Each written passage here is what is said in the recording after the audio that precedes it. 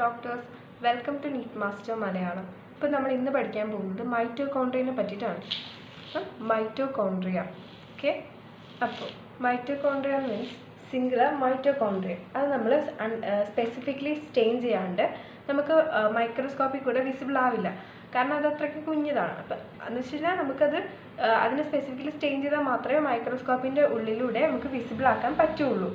പിന്നെ അതിൻ്റെ സൈസും ഷേപ്പും ഒക്കെ ഓരോ സെല്ലിനനുസരിച്ച് വേരി ചെയ്തുകൊണ്ടിരിക്കും. Number of mitochondria per cells vary ചെയ്യും ഓരോ സെല്ലിനനുസരിച്ച്. Okay, per cell depending on the physiological activity of the cell. ആ സെല്ലിൻ്റെ ഫിസിയോളജിക്കൽ ആക്ടിവിറ്റീനെ ബേസ് ചെയ്തിട്ട് അതിൻ്റെ സൈസ് ഇങ്ങനെ അതിൻ്റെ എണ്ണം മാറിക്കൊണ്ടേയിരിക്കും മൈറ്റോകോൺഡ്രിയയുടെ. ദെൻ അതെന്ന് പറയുന്നത് ഒരു സോസേജ് ഷേപ്ഡാണ്, അല്ലെങ്കിൽ സിലിണ്ടറിക്കൽ ഷേപ്പ് എന്നൊക്കെ പറയാൻ പറ്റും. ഇപ്പോൾ മൈറ്റോകോൺഡ്രിയ എന്ന് പറയുന്നത് ഒരു സോസേജ് ഷേപ്പാണ്, ഇല്ലെങ്കിൽ സിലിണ്ടറിക്കൽ ഷേപ്പ് എന്നൊക്കെ നമുക്ക് പറയാൻ പറ്റും. ഇനി അതിൻ്റെ ഡയമീറ്റർ മീൻസ് 0.2 to 1.0 മൈക്രോമീറ്റർ ആണ് ഡയമീറ്റർ. ആവറേജ് നമുക്ക് 0.5 മൈക്രോമീറ്റർ ആയിട്ട് എടുക്കാം. അപ്പോൾ ഡയമീറ്റർ മീൻസ് 0.2 to 1.0 മൈക്രോമീറ്റർ ആണ്. ആവറേജ് ആയിട്ട് 0.5 മൈക്രോമീറ്റർ എടുക്കാം.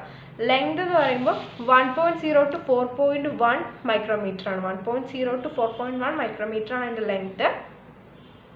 പിന്നെ മൈറ്റോകോൺഡ്രിയ എന്ന് പറയുന്നത് ഒരു ഡബിൾ മെംബ്രെയിൻ ബൗണ്ട് സ്ട്രക്ചറാണ്. Structure outer membrane, inner membrane. Outer മെംബ്രെയിനും ഉണ്ട്, ഇന്നർ മെംബ്രെയിനും ഉണ്ട്. Okay, outer compartment and inner compartment dividing its lumen into 2 aqueous compartment. ഈ മെംബ്രെയിൻസ് ഒക്കെ അവരുടെ ലൂമനെ, അതിൻ്റെ ഉള്ളിലുള്ള ആ പോർഷനെ 2 അക്വസ് കമ്പാർട്ട്മെന്റ്സ് ആയിട്ട് തിരിക്കുന്നുണ്ട്. ഔട്ടർ കമ്പാർട്ട്മെന്റ് എന്നും ഇന്നർ കമ്പാർട്ട്മെന്റ് എന്നും. നമ്മൾ ഇന്നർ കമ്പാർട്ട്മെന്റിന് പറയുന്ന പേരാണ് മാട്രിക്സ്. ഓക്കെ,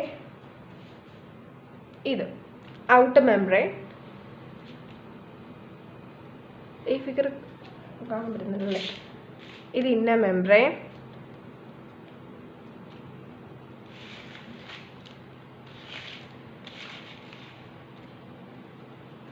inner membrane,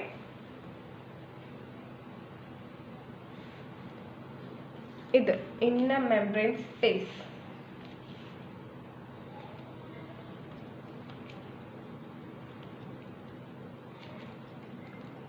അതെ, ഇതിനെയാണ് നമ്മൾ ക്രിസ്റ്റ എന്ന് വിളിക്കുന്നത്. അതായത് ഇന്നർ കമ്പാർട്ട്മെൻറ്റ്, ഈ ഉള്ളിലുള്ള കമ്പാർട്ട്മെൻറ്റുകൾ മെട്രിക്സ് എന്ന് വിളിക്കും. ഈ മെട്രിക്സിൻ്റെ അകത്ത് inner membrane forms number of infolding called cristae. Cristae എന്ന് പറയുന്ന നമ്പർ ഓഫ് ഇൻഫോൾഡിങ്സ്, ഇങ്ങനെ ചുരുണ്ട് ഇങ്ങനെ മടങ്ങി ഇരിക്കുന്ന സ്ട്രക്ചേഴ്സ് നമുക്ക് കാണാൻ പറ്റും. അതിൻ്റെ പേരാണ് ക്രിസ്റ്റേ. ഓക്കെ, ദെൻ ഈ ക്രിസ്റ്റേ എന്താ ചെയ്യുന്നത്, അതിലിങ്ങനെ ചുരുങ്ങിയല്ലേ ഇരിക്കുന്നത്. അപ്പോൾ അതിങ്ങനെ നീണ്ടിരുന്ന് കഴിഞ്ഞാൽ എന്തോരം ഏരിയ അതിന് വേണം. അപ്പോൾ ഇങ്ങനെ ചുരുങ്ങിയിരിക്കുന്ന വഴി അത് ഇൻക്രീസസ് ദ സർഫസ് ഏരിയ. അതിൻ്റെ ഉള്ളിലുള്ള കണ്ടൻസ് ഒക്കെ അത്രയുണ്ട്. ഇത് ഇങ്ങനെ ഇരിക്കുന്ന നീണ്ടത്തെ ഇരിക്കുകയാണെങ്കിൽ എന്തോരം ഏരിയ അതിന് വേണം. അപ്പോൾ ക്രിസ്റ്റേ എന്ത് ചെയ്യുന്നുണ്ട്, it's increases the surface area. Okay, പിന്നെ എന്താ ചെയ്യുന്നത്, 2 membranes have their own specific enzyme associated with the mitochondrial function. ഈ 2 മെംബ്രെയിൻസിനും അതിൻ്റേതായിട്ടുള്ള എൻസൈംസ് ഉണ്ട്. എന്തിനാണ് ചെയ്യുന്നത്, ഈ എൻസൈംസ് മൈറ്റോകോൺഡ്രിയയുടെ ഫംഗ്ഷനെ സഹായിക്കുന്ന എൻസൈംസ് ഈ 2 മെംബ്രെയിൻസിൽ നമുക്ക് കാണാനായിട്ട് പറ്റും. Then mitochondria is the site of aerobic respiration. Mitochondria എന്ത് ചെയ്യുന്നത്, the site of aerobic respiration ആണ്. aerobic respiration ൻ്റെ സൈറ്റ് ആണ് മൈറ്റോകോൺഡ്രിയ എന്ന് പറയുന്നത്. Produce cellular energy in the form of ATP. ATPയുടെ രൂപത്തിൽ സെല്ലുലാർ എനർജീനെ പ്രൊഡ്യൂസ് ചെയ്യുന്നതാണ് ആര്, നമ്മുടെ മൈറ്റോകോൺഡ്രിയ. അതുകൊണ്ട് നമ്മുടെ മൈറ്റോകോൺഡ്രിയയ്ക്ക് നമ്മളൊരു പേരിട്ട് വിളിക്കും. എന്താ വിളിക്കുന്നത്, power house of the cell എന്ന് നമ്മൾ വിളിക്കാറുണ്ട് മൈറ്റോകോൺഡ്രിയനെ. നമുക്ക് കുഞ്ഞായപ്പോൾ തൊട്ട് ഈ സെല്ല് പഠിക്കാൻ തുടങ്ങിയ കാലം തൊട്ട് നമുക്ക് മൈറ്റോകോൺഡ്രിയ വിളിക്കുന്ന കേട്ടിട്ടുള്ളതാണ് powerhouse of the cell. Powerhouse of the cell കാരണം എന്താണ്, അവരാണ് സെല്ലുലാർ എനർജി ATPയുടെ രൂപത്തിൽ ഉണ്ടാകുന്നത്, പ്രൊഡ്യൂസ് ചെയ്യുന്നത് അവരാണ്. അതുകൊണ്ട് അവരെ നമ്മൾ വിളിക്കുന്ന പേരാണ് powerhouse of the cell. Then the matrix also poses single circular DNA molecule. പിന്നെ ഈ മാട്രിക്സിൻ്റെ അകത്ത് ഒരു സിംഗിൾ സർക്കുലർ DNA മോളിക്യൂൾ ഉണ്ട്. സിംഗിൾ ആയിട്ടുള്ള circular DNA molecule.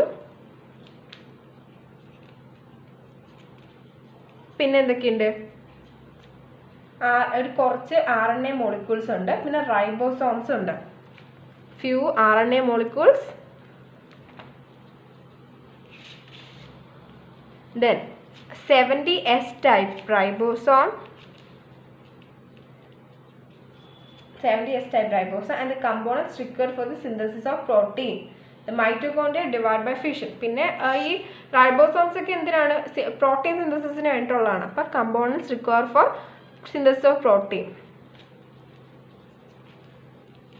Protein synthesis. പിന്നെ ഇവർ ഡിവൈഡ് ചെയ്യുന്നത് ഫിഷൻ വഴിയാണ്. ഇവർ ഡിവൈഡ് ചെയ്യുന്നത് ഡിവൈഡ്സ് ബൈ ഫിഷൻ. ഓക്കെ, അപ്പോൾ ഇത്രയേ ഉള്ളൂ നമുക്ക് NCERT-ലെ മൈറ്റോകോൺഡ്രിയനെ പറ്റിയിട്ട് പറഞ്ഞിരിക്കുന്നത്. ഒന്നുകൂടെ നോക്കാം. മൈറ്റോകോൺഡ്രിയ പ്ലസ് സെൽ എന്ന് പറയുന്നത് വേരി ചെയ്യും. സെല്ലിൻ്റെ ഫിസിയോളജിക്കൽ ആക്ടിവിറ്റിനെ ബേസ് ചെയ്തിട്ട് അത് വേരി ചെയ്യുന്നുണ്ട്. പിന്നെ അതിൻ്റെ ഷേപ്പ് എന്ന് പറയുന്നത് ഒരു സോസേജ് ഷേപ്ഡാണ്, അല്ലെങ്കിൽ സിലിണ്ടറിക്കൽ ഷേപ്പാണ്.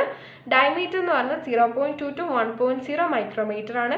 ആവറേജ് 0.5 മൈക്രോമീറ്റർ ഒക്കെ വരുള്ളൂ. Then length means 1 to 4 micrometer ആണ്. ഇത് നമ്മൾ സ്പെസിഫിക്കലി സ്റ്റെയിൻ ചെയ്തിട്ട് മൈക്രോസ്കോപ്പിൻ്റെ ഉള്ളിൽ വെച്ച് നോക്കിയാൽ മാത്രമേ നമുക്കിത് മനസ്സിലാവുള്ളൂ ഇതാണെന്ന്. ദെൻ ഡബിൾ മെംബ്രെയിൻ ബൗണ്ട് സ്ട്രക്ചറാണ്. ഔട്ടർ മെംബ്രെയിനും ഉണ്ട്, ഇന്നർ മെംബ്രെയിനും ഉണ്ട്. ഇങ്ങനെ ഈ ഔട്ടർ മെംബ്രെയിൻ ഇന്നർ മെംബ്രെയിനും അതിൻ്റെ ലൂമനെ 2 കമ്പാർട്ട്മെൻ്റ് ആയിട്ട് തിരിക്കുന്നുണ്ട്.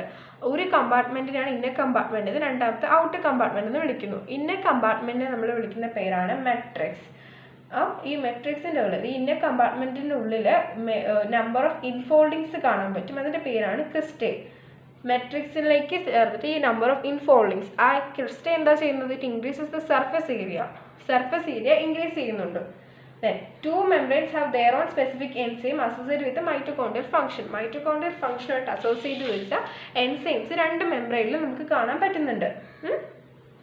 ദെൻ മൈറ്റോകോൺഡ്രിയ എന്ന് പറയുന്നത് എയറോബിക് റെസ്പിറേഷൻ നടക്കുന്ന സൈറ്റാണ്. അതായത് അവർ സെല്ലുലാർ എനർജീനെ ATPയുടെ രൂപത്തിൽ പ്രൊഡ്യൂസ് ചെയ്യുന്ന ആൾക്കാരാണ്. അതുകൊണ്ട് നമ്മൾ അവരെ വിളിക്കുന്ന പേരാണ് powerhouse of the cell എന്ന്.